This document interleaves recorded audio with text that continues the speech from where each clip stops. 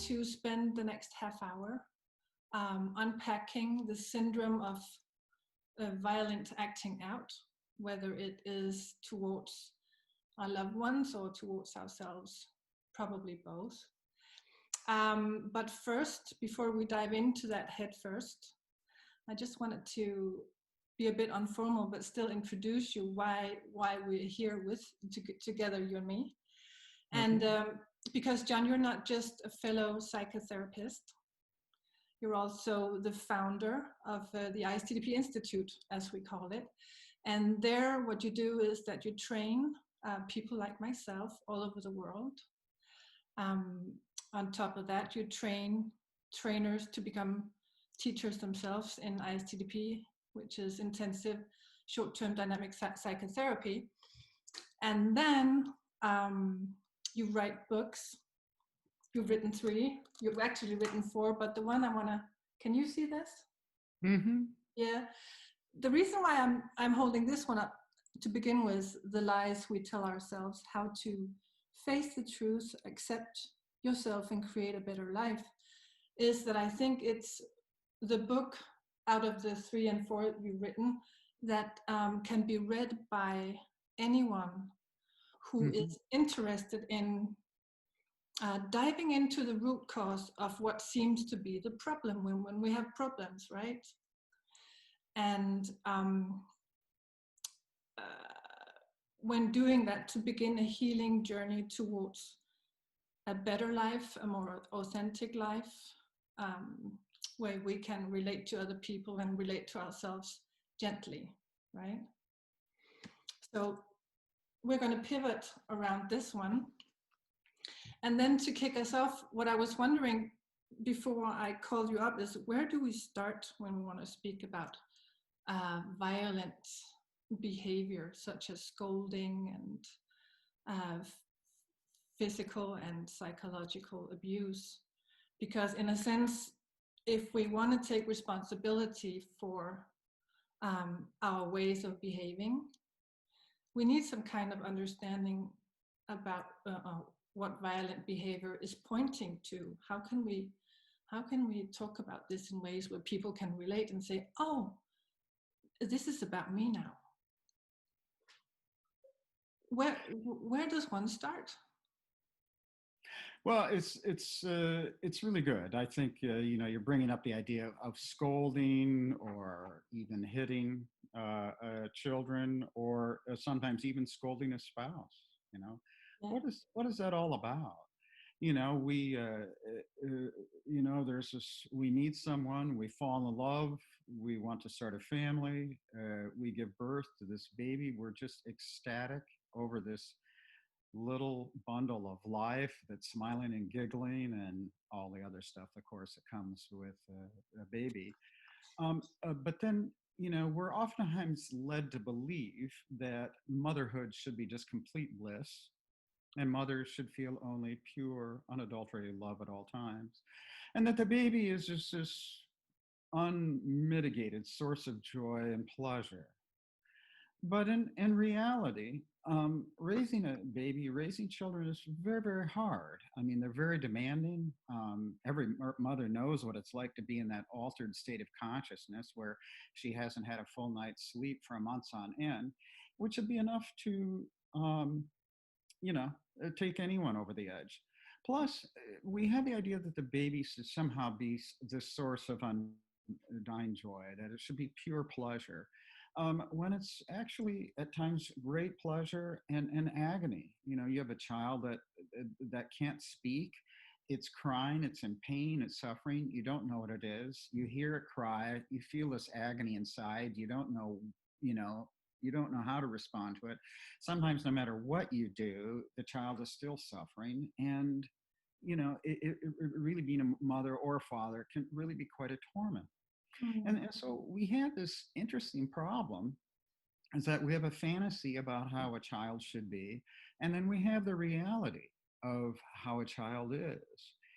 We have the reality of how a mother should be, and then we have the reality of what a mother actually feels. We have the fantasy of how a father should feel, And then we have the reality of how a father actually feels. And so the problem is that when a spouse or a child shows up, that's reality. And that reality is oftentimes not our fantasy. Yeah. And so, in a way, it's like we want to yell reality away. We want to scold reality away. Don't be this way. Don't have that feeling. Don't have that thought. Don't have that response. But we have the responses we do. We have the feelings we do.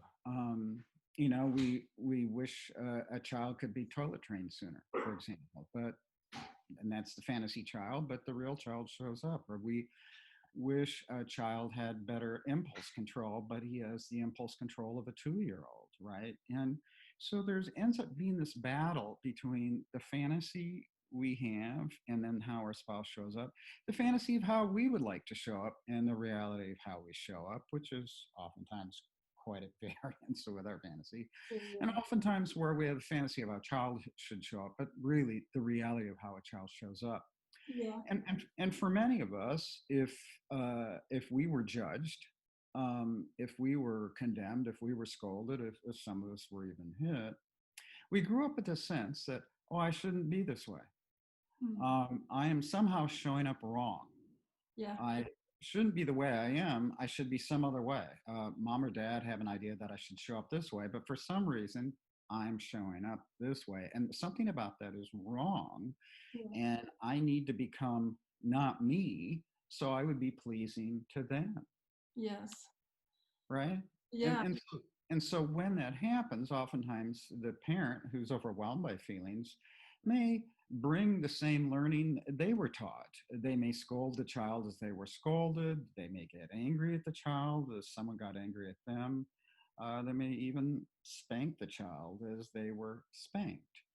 And it's just we pass on the learning we've been given, and Yeah. oftentimes we inflict something on the child that we'd hope to actually spare them. Yeah. Just like when you say, I'm never gonna do to my children or my spouse any of what has been done to me by my parents or Yep. someone I met in my life who was supposed to take care of me and in whose eyes I took on myself to be wrong in Yep. order to secure the relationship and get some form of love and Yeah. protection and Yeah. I will never do that. And whoops, yeah. we do it. Yeah. And so as parents, yeah, we end up feeling this kind of guilt over doing what we thought we would never do, and this inability to stop that from happening. Yeah, and that's where it becomes a bit tricky because I think in private practice where you and I meet ordinary people, right? They just come to us and they are not different from you and me. And they have a well-functioning conscience. Yeah. Uh, they come because they know they're doing wrong and they know that they're pushing loved ones away and that they are really in pain because of what they do or say. So even though they have a functioning conscience, what they end up doing though is because they don't have the capacity to do anything but snap. The only thing they can do is punish themselves or hate themselves or really feel so ashamed of themselves that some of them have a hard time even coming to us. Yeah. Yeah. Because part of what we're struggling with here in a situation like I somehow have to accept myself as someone who's done something I said I'd never do. We somehow are having to kind of grapple with. I was out of control there. Mm-hmm. I Yeah. did something I really regret. I feel guilt, and the question is, can we bear that guilt, and get some help in dealing with these powerful feelings that get stirred up Yeah. without denying that we feel guilty and without punishing ourselves as a result. You know, everybody has a conscience. The problem is that some of us have a more severe conscience, and the more severe the conscience, the more impossible it is to face our guilt. Because if we face our guilt, we think, well, then I did. At the worst, we think, well, since I did that, I deserve to die. Yeah. You know, or people who really are particularly violent to others, they actually, if they felt their guilt, would be incredibly violent to themselves. So we oftentimes forget, we think, oh, that person feels no guilt. Actually, the guilt is probably even more severe and will lead to an even more severe punishment, as indeed it does. Yeah. And so when we meet people who come to us finally because they have taken on the responsibility of trying to, well, normally what they say is, can you help me fix me? I go through life trying to suppress all these evil feelings and urges I have, and then once in a while, something happens and I become outraged and I just pop. So I'm a little afraid of coming to see you because I don't know anything good can come out of this, but I'm gonna, you know, That's a really good point because, in a way, the child is getting the message there's something wrong with you. You need to be fixed. Would you just, if you just did this, you'd be the same as my fantasy and everything would be perfect. So the child grows up thinking there must be something wrong with me because I am not making my mother happy. I'm not making my father happy, right? And so then that person as an adult comes to us and they actually, it's their childhood history coming into the room. They come to us and they say to the therapist, obviously there's something wrong with me. yeah. I need to be fixed. Hmm. And they don't realize, actually, no, you're human. And we actually are going to have to help you accept this humanity. Because in a sense, early on, the child is taught there's something wrong with you being human. Yeah. And your human needs to be beaten into submission. You need to get rid of some of that humanity, or you need to behave and hide your humanity if you want to be accepted. And so the child comes to feel like there's something wrong with simply being a human. So the child then tries to figure out how not to be human, how not to have this feeling, this thought, don't say this thing. How much of, in other words, the child says, how much of my humanity do you need me to hide in order to be in this relationship? Yeah. And so as an adult, the person comes to us and says, look, I know the rules here. I know I'm wrong. I know I'm broken. I know I'm very flawed and I know that I'm bad and I need to be fixed. So don't worry. I know what the agreement is in relationships. Even I don't accept myself. So don't worry. Just fix me so I'd be accepted to humanity. Right. Yeah. So No, in a yeah. way, So when I they pick up. say there's fix me, there's something wrong, in a way, they've actually told us their life history right there. Yeah. And our task is really to help the patient over time to really accept Yeah. this complexity of humanity. And for parents, so important to help them accept the complexity of humanity of all the temptations, all the wild feelings that get stirred up being a parent. Because if we can help them accept their humanity as we accept their humanity and they accept it in the therapy relationship, from that sense of inner acceptance, they'll be much more accepting of their child as just another human.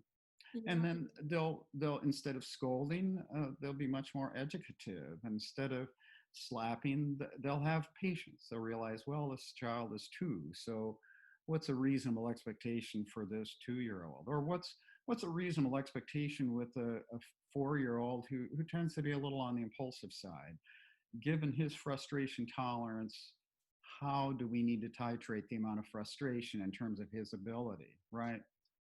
Yeah. So in a way, it's if people have not accepted us the way we are and kind of helped us according to capacity, then we will bring those unrealistic expectations to children.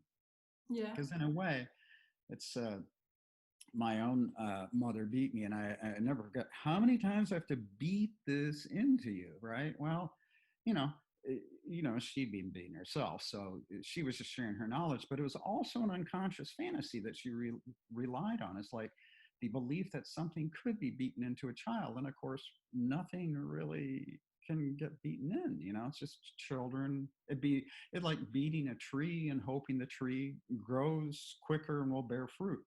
It's totally irrelevant. Yeah. And the only thing that is actually beaten into the child is the, what do you call it, the silent knowledge that Yeah. sort of just carry on unconsciously, that every time I approach someone who is dear to me, who I'm longing for, who I want to connect with, all this implicit memory or this tacit memory just sort of takes over, even though we don't know it. And Yep. it's Yeah, it's and it the way we. comes up like if I make a mistake, it's really, really dangerous, Mhm. right?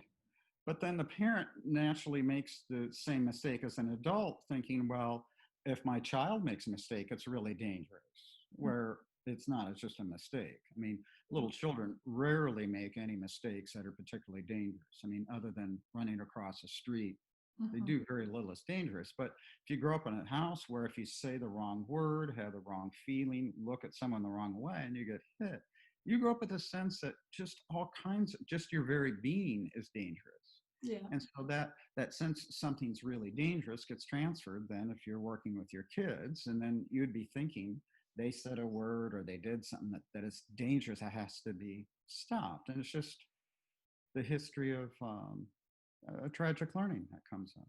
Yeah, and I think you're saying so many things. I just wrote down some words, but when you, for a child, I mean, the danger is for that child is real, because losing the connection or losing the love of a parent to that child um, is horrific. And in a sense, it's a good trade-off to sacrifice some of the humanity to at least make sure that there's some safety in this insecure attachment with that parent. So it's in a way, it makes sense that the psychology is working that way. And then when we grow up, we find out it's not a good idea anymore, because my relationships, they suck.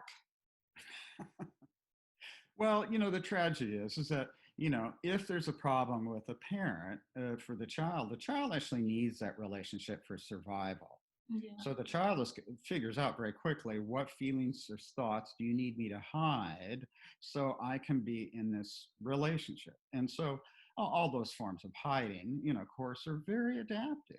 Yeah. It's how a child survives. They're very adaptive. It's just the problem is that what might be adaptive in your home may not work anywhere else. So people oftentimes wonder, why are you behaving this way, or why are you doing this? Well, that's this the patient's just simply showing you this is how I survived my family. This is what worked.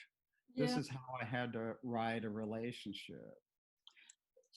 Yeah, and it's also you also talked about capacity and tolerance. And I know when you and I work with clients, we don't so much have this head-to-head talk, because we make sure that the way we speak and relate is like a bottom-up transforming process, where people embrace their humanity again and feel themselves again and all that. But since we're talking right now in this conversation, when you talk about tolerance and capacity, I think I really want to stress for everyone who's listening that, in a sense, if you had parents who didn't have that much tolerance when it came to acknowledging feelings, feeling feelings, processing them, and using them adaptively, that is going to affect the threshold or the capacity level that you are sort of walking into the world with. And which is why, that is why we snap, because it's like we are up to here. And while we can look at ourselves and go, and I remember for myself in my life, once in a while, so I've been thinking, I know this is going wrong now, but I can't stop myself. I mean, the train is just. So I think it's important for people to realize that violent behavior does not point so much to anger as a feeling, as it points to it's like there's a, you know, we are out of tolerance. Yeah, well, I think, unless, because the issue is not just anger. The problem is just, can we tolerate being angry with someone we love? Yeah. Right. And if you grew up with parents who couldn't tolerate that much anger toward a child they love, that the anger would come out. Yeah. And and often in times unfortunate ways. And when anger comes out in these violent ways, the parent temporarily forgets this is a child they love. Yeah. It's they just temporarily forget, and then afterwards, mortified, right? But the real measure is not can we feel angry at someone. I mean, if that were the case, we would think that Donald Trump is one of the exemplars of emotional health in the Western world. Uh, right. It's very easy to be angry at someone, and the difficult thing is being angry with someone you love, and to remember, no matter how angry you are, that you love this person, and to remember that this person loves you, Yeah. and that's a kind of capacity we oftentimes have to build, because if our parents didn't have that kind of capacity, then oftentimes they couldn't help us build a capacity greater than their own. So in some ways, therapy can help us build a capacity that we weren't given early on. But it's not just about anger. It's just every person you love is going to disappoint you at times. So that's just in the nature of life. The question is, can we tolerate that anger towards someone we love, and be able to remember that love and remember that they love us at the same time? That's really capacity, and that's what allows us to deal with conflicts in a kind and reasonable way. Yeah, I thought of correcting myself, but at the same time, that's what people commonly think. I mean, they think that acted out violence is a sign of anger, which is why we want to bring into perspective that it's more about um, having a lot of anxiety in the body, triggered by mixed feelings coming up with people. Sure, and the fact is, Yeah. you can't act out your anger towards someone while you're loving them. No. So the only way you can act out with someone you love is if you temporarily forget your love, is that, because as long as you remember you love this person, you're going to protect them from that kind of animal urge that all of us have. Hmm. Yeah. Yeah. I'm just thinking. Yeah, Every parent loves their children. I mean, at least 99 and 99 hundredths%, right? Loves their children. So, so when you hear that someone has abused their child, does that mean they don't love their child? No, they love the child. But when stresses get high enough, yes, they can forget the love, and that's what allows the acting out to come out. Afterwards, they feel guilt. But so it's really the only way you can act out is if you temporarily forget that you love your spouse or you love your child. That's all. So it's really, can we build this capacity to tolerate mixed feelings so that people then can deal with their anger and talk about it in a way that respects the kind of love and concern they have. yeah. What we're talking about now is what I've been trying to put down in a small article that's going to come out in October um, um, in the magazine from a union. I forgot what it's called, but psychotherapy magazine. And what I think is so interesting while we talk about it is when we link anxiety to having mixed feelings with people, because no one out in society is really aware of this, that these things go together. Yeah, because everyone you love is going to frustrate you. So, yeah, you're always going to have some anger, irritation come up in any relationship, even mother child, as I was saying. But the reason we get anxious is that when anger rises, it triggers anxiety because we're feeling anger towards someone we love. How do we handle that anger towards someone Yeah. we love? Some people detach from their feelings. Some people protect people they love by turning anger on themselves and getting depressed. And some people, just split the anger and love apart and claim to just feel pure rage toward people. Yeah. Um, And then when you and I work with people, what we do is sort of like we talk about examples in where we explore different feelings coming up at the same time, and we try to do it in a way where we also help people notice how anxiety is coming up in the body, because sometimes people think that what they feel physically in the body, that's the anger or the rage. No, it's not. It's actually high levels of anxiety. True.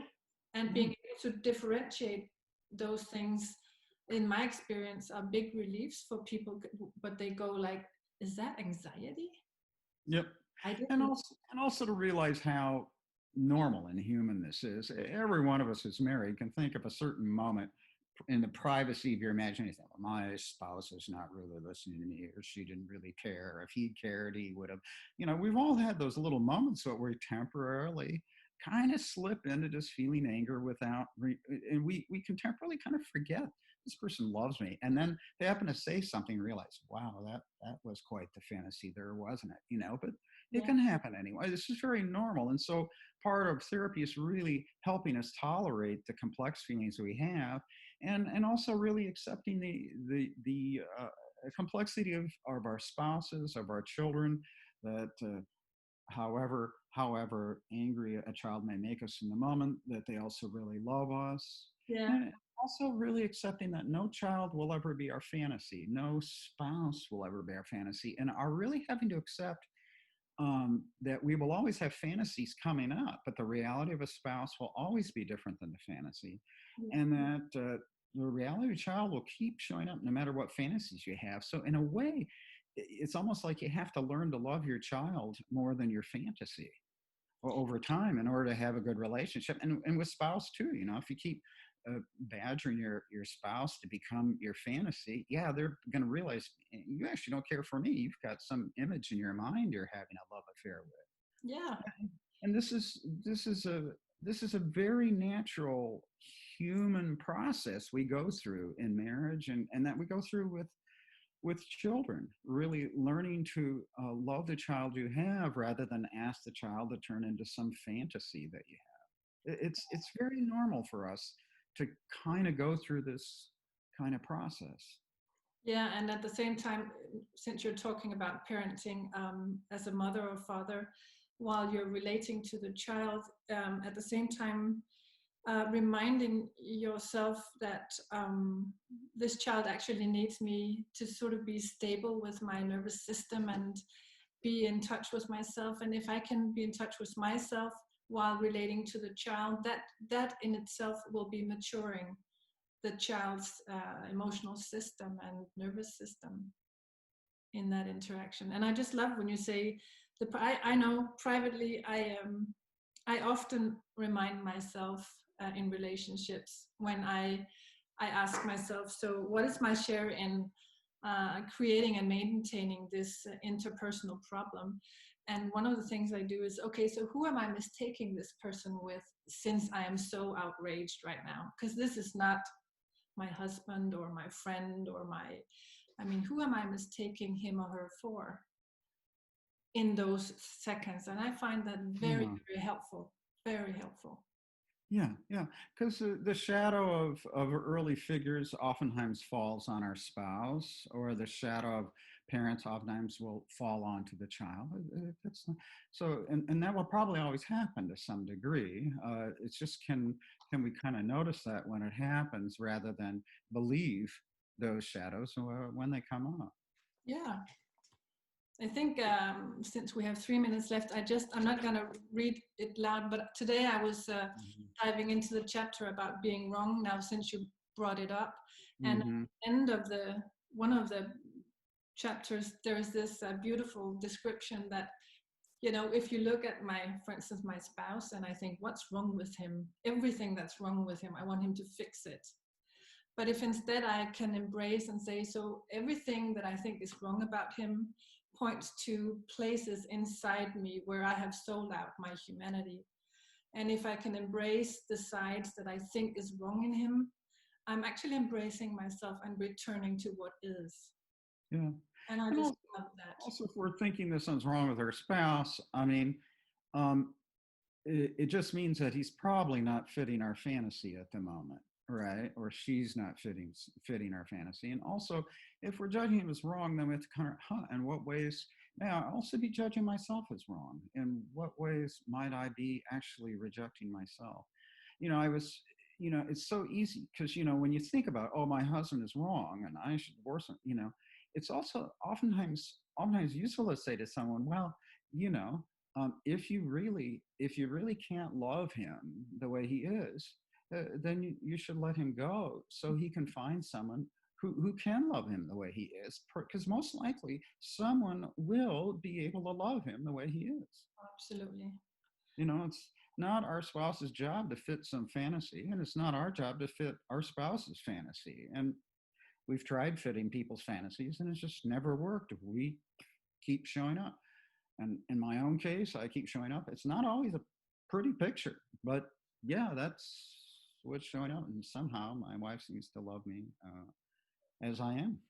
Yeah. And if we were to divorce the person we think is wrong, in a sense, we would be divorcing all the things in ourselves that we have been wronged about, and then it would just show up, with Right. And also, if we've grown up being judged, that somehow we're wrong for being the way we are, and being scolded for being the way we are, and beaten, and we think, oh, there's something wrong.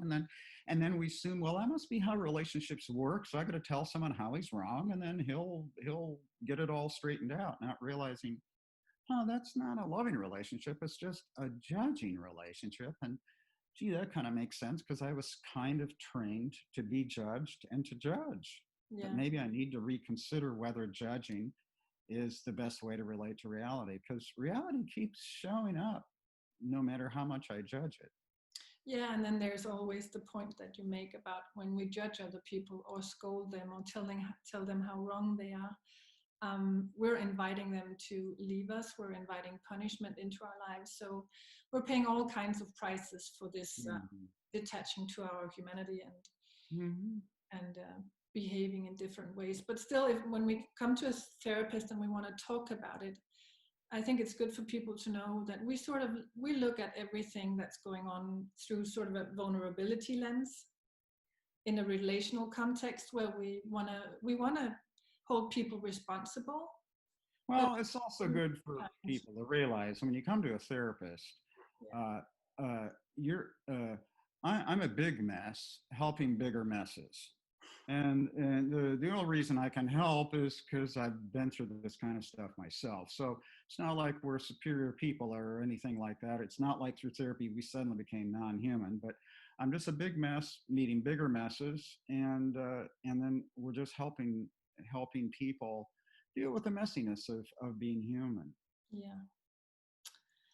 I think we're going into our last minute, because we agreed on half an hour. I just wanted to, for anyone who's watching, some of them will be just ordinary people, like people we see, and then there will be a lot of our fellow practitioners. Everyone in the field knows this one, Co-Creating Change from 2013, and I just wanted to say that it at that time won first prize in psychiatry at the British Award, the Medical Association Book Awards, right?